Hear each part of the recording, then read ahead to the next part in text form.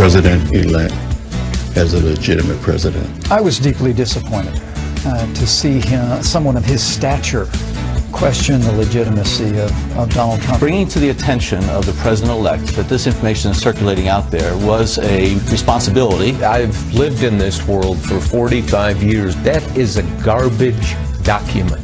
It never should have been presented. Is there anything that surprised you about this job?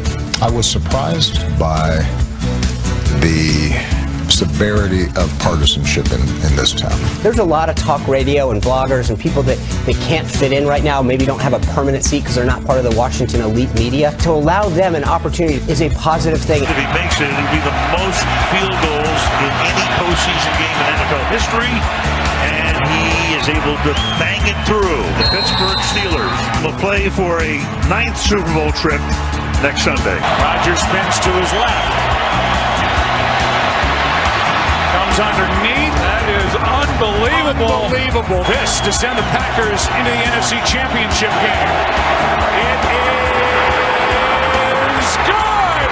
The Packers are moving on. Aaron Rodgers has done it.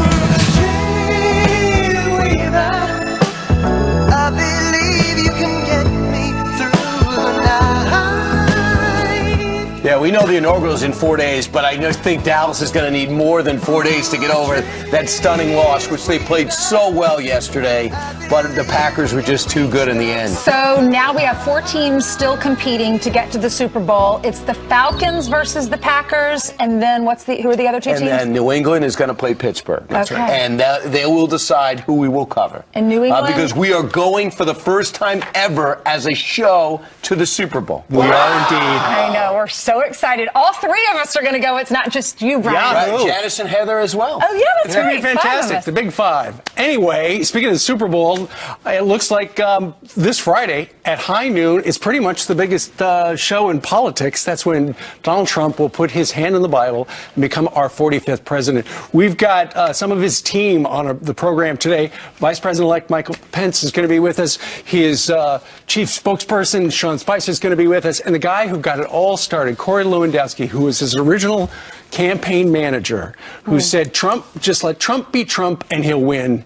And he was ultimately right. He did win. Mike Pence is actually going to use Ronald Reagan's Bible, put his hand on Ronald Reagan's Bible. First time that's ever happened. They're flying it in across the country because it's so delicate and so historic. Little by little, Trump Tower is getting emptied, so to speak. At least 2 floors are, and they're shifting over to Washington. It'll be official today. I guess half people are doing bubble wrap. The other people are packing up in their knapsacks, and then others are there already. I don't know what they have to pack in bubble wrap. They've been there about a month. Oh, that's right. Okay. I don't know if they've got any heirlooms. Anyway, we've got a busy 4 days leading up the inaugural, and this. Yep, 3 minutes after the hour. Unprecedented security as President-elect Trump prepares to take the oath of office. Military and police not taking any chances, getting ready for everything from terror attacks to sprained ankles. That's right. What would happen if the First Lady or the President sprang an ankle walking down Pennsylvania? They've got a plan, believe it or not. Kristen Fisher is live from Washington, D.C. with a look at all of the security. And there's a lot we know about and a lot we don't know about. That's right, and they've got a plan for everything. You know, right now, this city is really preparing for both a huge party and major protests that are set to take place simultaneously. Now, they started practicing for the party yesterday with a dress rehearsal in the west front of the Capitol building, where Mr. Trump will be taking the oath of office. Stand-ins played the parts of everyone involved. They even had flatbed trucks instead of floats along the parade route. Barricades along Pennsylvania Avenue are already up. More than 700,000 people are expected to attend. And while it'll no doubt be a celebration of Mr. Trump's victory, yesterday the chair of the Presidential Inaugural Committee said that Mr. Trump doesn't want to rub it in. He doesn't want this to be all about him. It's not appropriate after what we went through. We need a more healing kind of an inauguration. We don't need a celebration of me, the victor.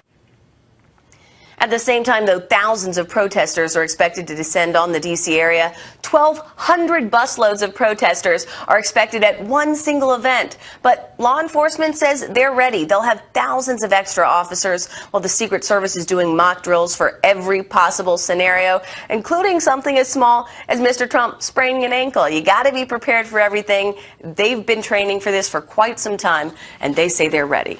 Back to you. All right. We'll know by Friday. Kristen, thank you very much. Well, you could not have one day in this from the day that that Donald Trump won the presidency and became president-elect. Almost every day has been a challenge. There's been some type of attack, some type of investigation, some type of accusation.